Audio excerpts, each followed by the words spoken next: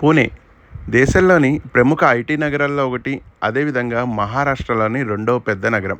Queen of డెక్కన్గా పిలువబడే ఈ నగరం చుట్టుపక్కల ఉన్న వెస్టర్న్ ఘాట్స్లో అనేక అద్భుతమైన ప్రకృతి సౌందర్యాలు, దానితో పాటు చాళుక్యుల కాలం నాటి పురాతన దేవాలయాలు ఎన్నో నిర్మించబడ్డాయి.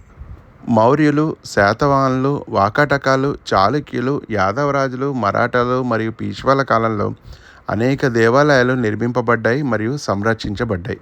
చరిత్రలో ఓ గొప్ప వెలుగు వెలిగిన దేవాలయాలు మానవ నిర్లక్ష్యం వల్ల లేదా ప్రకృతి వైపరీత్యాల కారణంగా శిథిలమైపోవడాన్ని మనం గమనిస్తూ ఉంటాం.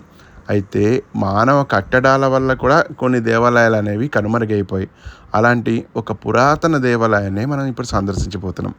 ప్రస్తుతం మనము పూణే నగరానికి 60 కిలోమీటర్ల దూరంలో ఉన్న పావన అనే సరస్సు దగ్గరలోని వాఘేశ్వర్ అనే 900 ఏళ్ల నాటి చాళుక్యుల కాలం నాటి దేవాలయాన్ని సందర్శించబోతున్నాం. నదుల మీద నిర్మించే ఆనకట్టలే నూతన దేవాలయాలు అన్నారు పండిట్ జవహర్లాల్ నెహ్రూ. ఆ కారణం చేతనే దేశంలోని గొప్ప డ్యామ్స్ అయిన హీరాకూడ్, బాక్రానంగల్, మహానది, నాగార్జున సాగర్ మరియు శ్రీశైలం, భీమా నదుల మీద నిర్మించిన అనేక డ్యామ్ల కారణంగా ఎన్నో పురాతనమైన దేవాలయాలు మరియు చారిత్రాత్మక ఆధారాలు అనేవి నీటి అడుగులో కలిసిపోయాయి. అలాంటి ఒక దేవాలయాన్ని ఈరోజు మనం సందర్శించడానికి వచ్చాం.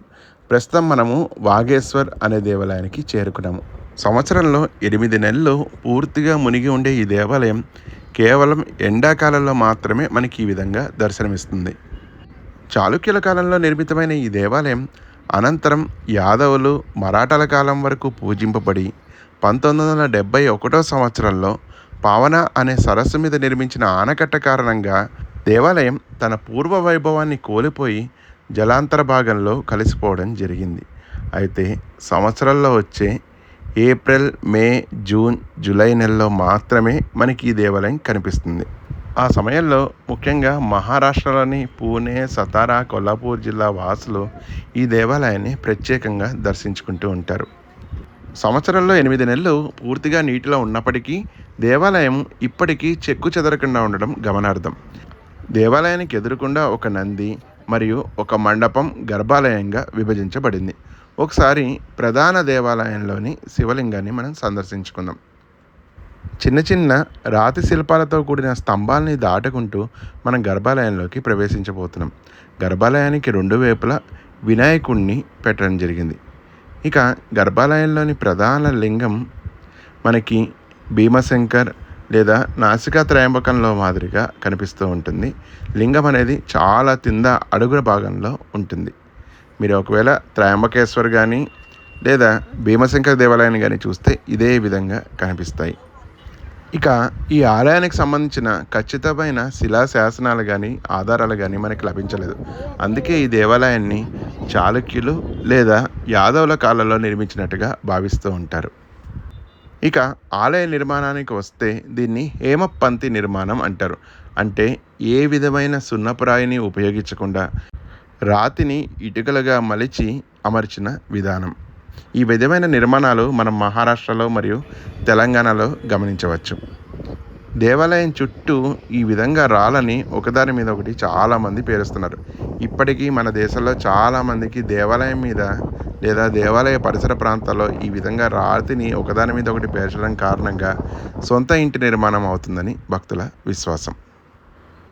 ఎటు చూసినా ఈ రాతి గుట్టలు భగవంతుడి మీద భక్తులకున్న నమ్మకాన్ని, అదేవిధంగా దేవాలయానికి మరింత శోభని తీసుకొచ్చాయి.